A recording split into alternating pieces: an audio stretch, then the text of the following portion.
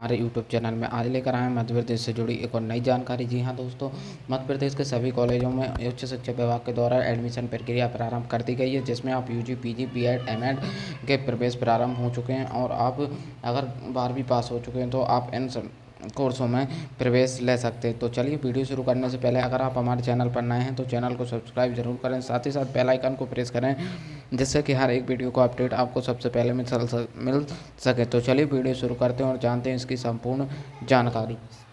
शासन उच्च शिक्षा विभाग मंत्रालय भोपाल के द्वारा यह प्रवेश प्रक्रिया प्रारंभ की गई है, जिसमें चलिए आप जानते हैं अपनी संपूर्ण जानकारी। जी हाँ दोस्तों, प्रवेश प्रक्रिया प्रारंभ की गई, जिसमें अगर आप 12वीं पास हो चुके हैं तो आप इन कोर्सों में एडमिशन ले सकते हैं। तो चलिए जानते हैं इसके लिए पात्रता और क्या रहने वाली है। पात्रता की बात करेंगे, साथ ही साथ आप किन कोर्सों में एडमिशन ले सकते हैं। पोर्टल की जानकारी की बात करें तो आप पोर्टल आप रजिस्ट्रेशन अपना कहाँ से कर सकते हैं, तो ई प्रवेश हायर एजुकेशन की वेबसाइट से आप यहाँ से अपना रजिस्ट्रेशन फॉर्म भर सकते हैं। साथ ही साथ अपने प्रोफाइल बनानी है। इसके बाद आपको कॉलेज चॉइस करना और एडमिशन फिल करना है। तो चलिए जानते हैं इसकी योग्यता के बारे में। योग्यता की बात करते हैं तो यहाँ पर 10वीं स्नातक स्तर के लिए आपको 10वीं परीक्षा पास होना चाहिए। आप किन कोर्सों में एडमिशन ले सकते हैं, तो आप अपने सब्जेक्ट के अनुसार इन सभी कोर्सों जो दिए गए कोर्स हैं इनमें आप अपने एडमिशन ले सकते हैं। चलिए आगे जानते हैं। इसके साथ ही बीसीए, बीईबीए पाठ्यक्रम में अखिल भारतीय तकनीक शिक्षा परिषद आईसेट के नियमों के आधार पर तकनीकी शिक्षा विभाग द्वारा प्रदान किए जाएंगे। जी हाँ दोस्तों,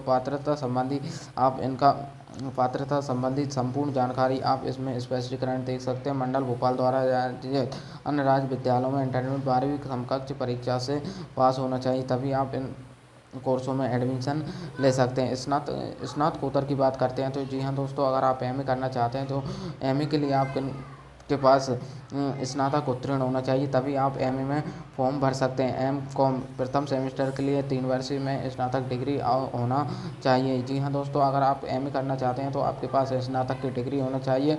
एमएससी करना चाहते हैं तो आपके पास बीएससी संबंधित 3 वर्षीय कोर्स होना चाहिए। अगर आपको बीएससी करना है तो आपके साथ 3 वर्षीय बीएससी का कोर्स होना चाहिए। एमएससी करना है तो इसके साथ ही अगर आपको एमएससी गृह विज्ञान से करनी है तो गृह विज्ञान का 3 वर्ष का स्नातक होना चाहिए, जिनमें आप अपनी क्वालिफिकेशन देख सकते हैं। साथ ही साथ अगर आपको एमए करना है तो आप 3 वर्षीय ग्रेजुएशन पास होना चाहिए।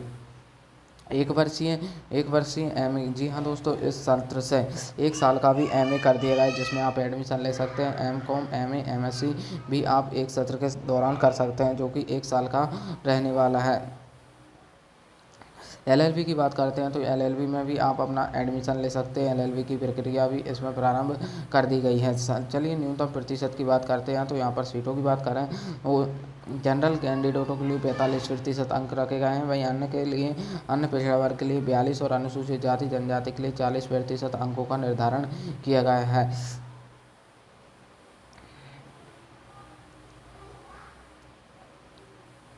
अर्हता की बात करते हैं तो बीएड एमएड के लिए यहाँ पर आपको अर्हता दिखाई गई है, जो कि स्नातक, स्नातकोत्तर, उपाधि, विज्ञान, समाज विज्ञान, मानवीय के विषयों में 50% अंकों के साथ आपके पास ग्रेजुएशन या पोस्ट ग्रेजुएशन होना चाहिए, जिससे कि आप बीएड एमएड में एडमिशन ले सकते हैं। मान्यता प्राप्त संस्था से समकक्ष बीए बीएड।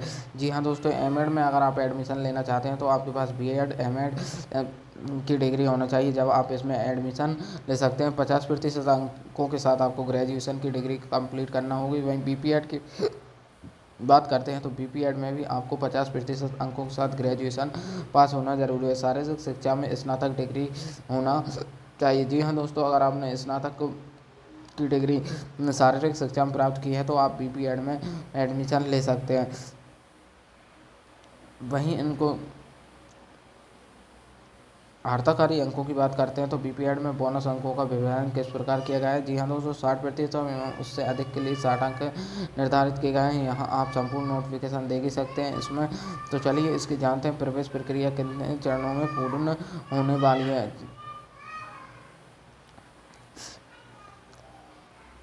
ऑनलाइन रजिस्ट्रेशन की बात करें तो आपको ऑनलाइन रजिस्ट्रेशन करना होगा। एनसीटी की वेबसाइट ई प्रवेश पोर्टल से आप इसका रजिस्ट्रेशन कर सकते हैं। जाति प्रमाण पत्र, अनुसूचित जाति जनजाति, आपके पास डॉक्यूमेंटों की बात करते हैं तो यहाँ पर डॉक्यूमेंट क्या रहने वाले हैं, पंजीयन हेतु प्रमाण पत्र एवं दस्तावेज अपलोड करने की प्रक्रिया।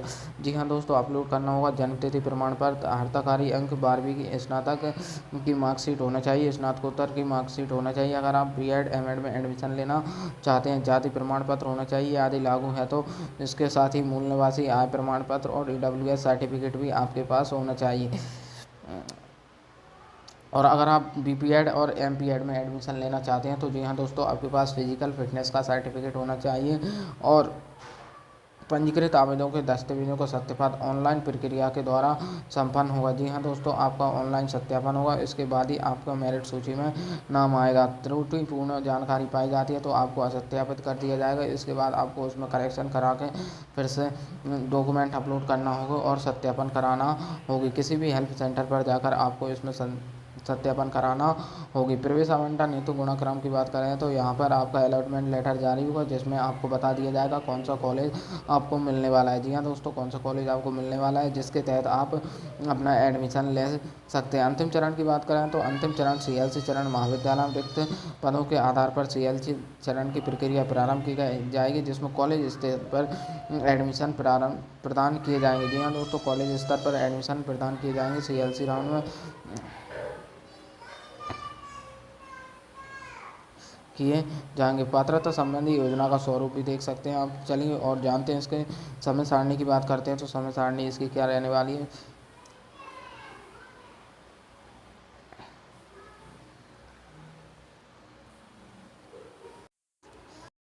प्रथम चरण की बात करते हैं तो इसका प्रथम चरण, जी हाँ दोस्तों, प्रथम चरण प्रारंभ हो गया है, जिसके आवेदन कब से प्रारंभ किए जा चुके हैं तो 15/5/2025 से इसके आवेदन प्रारंभ किए गए हैं। आप पंजीकृत आवेदकों दस्तावेजों का सत्यापन कब से प्रारंभ होगा तो 16/5/2025 से 31/5/2025 तक आवेदनों को सत्यापन होगा। और प्रथम चरण में सीट आवंटन जारी कब किया जाएगा तो 5/6/2025 को यहाँ पर सीट आवंटन जारी किया जाएगा। सीट आवंटन होने के पश्चात आपको फीस जमा करना है। जी हाँ दोस्तों, आवंटित महाविद्यालय में प्रवेश शुल्क का भुगतान प्रारंभ करना तथा भुगतान किए गए आवेदकों को ही प्रवेश मान होगा। जी हाँ दोस्तों, 5/6/2025 से 12/6/2025 तक यदि आपका कॉलेज में नाम आ जाता है और आपको अलॉटमेंट लेटर मिल जाता है तो आप 12/6/2025 तक आपको एडमिशन फीस जमा करना होगी, तभी आपका एडमिशन माना जाएगा। तो अगले चरण की बात करते हैं तो दूसरा चरण कब से प्रारंभ होगा। जी हाँ दोस्तों, दूसरा चरण की बात करते हैं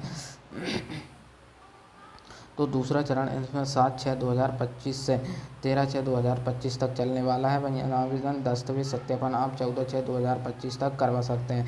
सीट आवंटन की बात करते हैं तो सीट आवंटन 19/6/2025 को जारी किए जाएंगे। वहीं आप फीस कब तक जमा कर सकते हैं तो आप कॉलेज एडमिशन फीस 19/6/2025 से 24/6/2025 तक आप अपनी एडमिशन फीस कर सकते हैं, फीस जमा कर सकते हैं। अगर आप अपने किसी भी कारणवश फीस जमा नहीं कर पाते हैं तो आपका एडमिशन स्वतः ही निरस्त मान लिया जाएगा।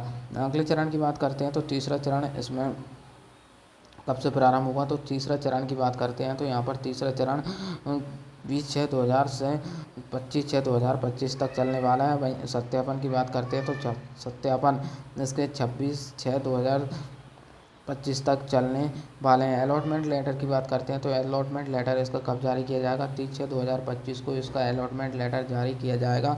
वहीं यहाँ की इसकी फ़ीस की बात करते हैं तो फीस आपको कब तक जमा करनी होगी। जी हाँ दोस्तों, फीस की बात करते हैं तो 30/6/2025 से 4/7/2025 तक आपको इसकी फ़ीस जमा करनी होगी। यह प्रक्रिया स्नातक स्तर के एडमिशन के लिए दी गई थी। अगली प्रक्रिया की बात करते हैं तो पोस्ट ग्रेजुएशन का समय सारणी क्या रहने वाली है। तो चलिए पोस्ट ग्रेजुएशन की समय सारणी की बात करते हैं तो ऑनलाइन पंजीयन इसके भी प्रारंभ हो चुके हैं, जिसकी अंतिम तिथि 30/5/2025 रहने वाली। आवेदन सत्यापन कब तक करा सकते हैं तो 31/5/2025 तक आप अपने आवेदन को सत्यापन करा सकते हैं और 5/6/2025 को आपको सीट आवंटन प्रदान किया जाएगा, यानी कि अलॉटमेंट लेटर प्रदान किया जाएगा, जिसमें बताया जाएगा कि आपको कौन सा कॉलेज मिला है। और इसमें आप फीस कब तक सबमिट कर सकते हैं तो जी हाँ दोस्तों, 5/6/2025 से 12/6/2025 तक आप अपनी एडमिशन फीस जमा कर सकते हैं, जिसमें आप एडमिशन जिस कॉलेज में आप एडमिशन लेना चाहते हैं। अगर आपको एडमिशन नहीं लेना है तो आपको फ़ीस जमा नहीं कर सकते हैं, जिससे आपका एडमिशन स्वतः ही निरस्त हो जाएगा और अगले राउंड के लिए फिर से आपको काउंसलिंग करवाना होगी। तो चलिए जानते हैं इसकी दूसरे चरण के बारे में। तो दूसरे चरण की प्रक्रिया प्रारंभ होगी। दूसरे चरण की प्रक्रिया कब से प्रारंभ होगी? 7/6/2025 से 13/6/2025 से इसके दूसरे चरण की प्रक्रिया प्रारंभ होगी, जिसमें आप ऑनलाइन पंजीयन कर सकते हैं। भाई दस्तावेज़ों के सत्यापन की बात करते हैं तो 14/6/2025 तक आप अपने दस्तावेज़ों का सत्यापन करा सकते हैं। भाई प्रथम चरण में सीट आवंटन आपको 19/6/2025 को सीट आवंटन प्रदान किए जाएंगे, जिसमें आप फीस जमा कर सकते हैं। 24/6/2025 तक आप अपनी फीस जमा कर सकते हैं। तीसरे चरण की बात करते हैं तो इसका तीसरा चरण कब से प्रारंभ होगा? तो तीसरा चरण 20/6/2025 से प्रारंभ होगा, जो कि 25/6/2025 तक चलेगा। जी हाँ दोस्तों, 25/6/2025 तक चलेगा, जो कि कॉलेज लेवल पर यह काउंसलिंग रहने वाली है। वहीं अन्य दस्तावेजों को सत्यापन कब तक करा सकते हैं? तो 26/6/2025 तक आप अपने दस्तावेजों का सत्यापन करा सकते हैं। और वहीं मेरिट सूची कब जारी की जाएगी?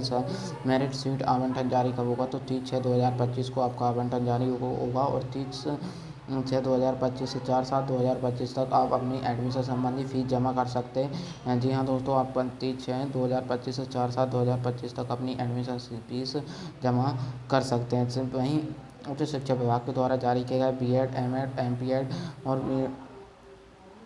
की प्रवेश प्रक्रिया की बात करें तो 15/5/2025 से 30/5/2025 तक यहाँ आवेदन प्रक्रिया प्रारंभ की गई है, जिसमें आपको 31/5/2025 तक अपने दस्तावेजों को सत्यापन कराना होगा। मेरिट सूची की बात करें तो 1/6/2025 को आपकी मेरिट सूची जारी की जाएगी। जी हाँ दोस्तों, 1/6/2025 को आपकी मेरिट सूची जारी की जाएगी और प्रथम चरण में सीट आवंटन आपको 5/6/2025 से जारी किए जाएंगे। जी हाँ दोस्तों, 5/6/2025 तक आपको जारी किए जाएंगे। इसके बाद आपको देखिए यहाँ पर क्या दिए गए हैं, तो यहाँ पर आप जान सकते हैं संपूर्ण जानकारी।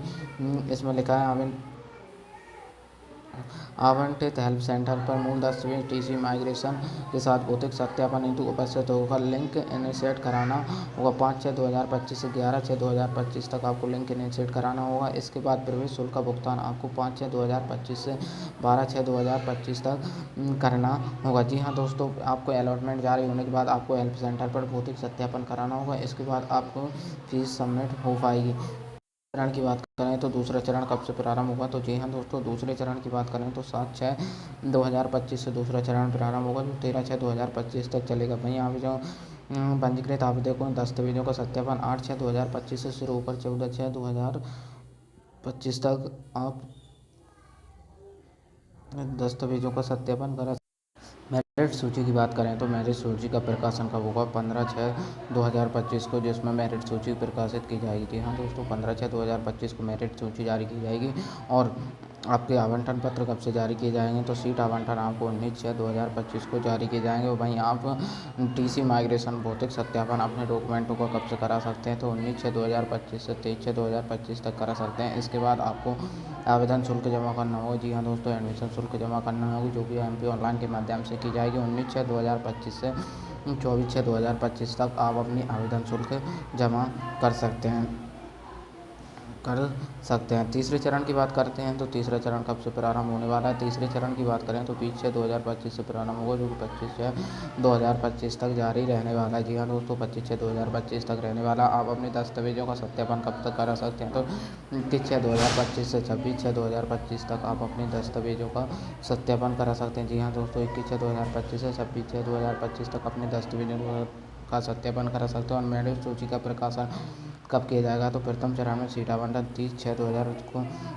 27/6/2025 को इसको मेरिट सूची जारी की जाएगी। और आपको सीट आवंटन कब से जारी की जाएगी? 30/6/2025 को सीट आवंटन जारी किए जाएंगे। 30/6/2025 को सीट आवंटन जारी किए जाएंगे। वहीं आप दस्तावेजों का सत्यापन टीसी माइग्रेशन के साथ लिंक इनिशिएट कराना 30/6/2025 से 3/7/2025 तक कर सकते हैं। इसके बाद आपको अपनी एडमिशन फ़ीस जमा करनी होगी, जो कि ऑनलाइन के माध्यम से होगी। इसकी लास्ट डेट कितनी? 4/7/2025 इसकी लास्ट डेट रहने वाली है।